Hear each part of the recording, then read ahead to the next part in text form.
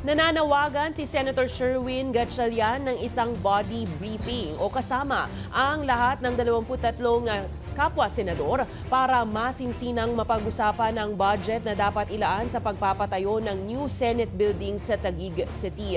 Layon nitong maiwasan na ang mainit na pagtatalo sa Senate hearings, katulad ng nangyaring bangayan at batuhan ng patutsyada ni Senate Committee Chairman on Public Accounts Alan Peter Cayetano at dating chairman ng komite na si Senator Nancy Binay.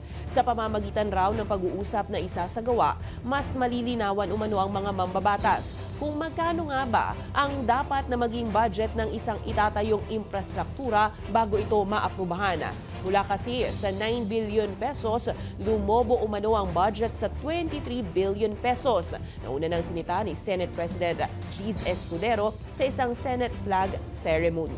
Gayunpaman, kinumpirma naman ng Department of Public Works and Highways sa naturang pagdinig na 21 billion pesos lang ang nakalaang budget para rito. Kaya nga ang aking payo sa mga kasamahan, sa mga nakakausap ko, no, at least hindi ko nakakausap lahat, mag-usap-usap na lang tayo. Again, decision to ng body ng 17th Congress, decision to ng body ng 18th Congress, decision to ng body ng 19th Congress. And when I say decision, yung budget na dapat ilaan dyan, ina-approve ng body.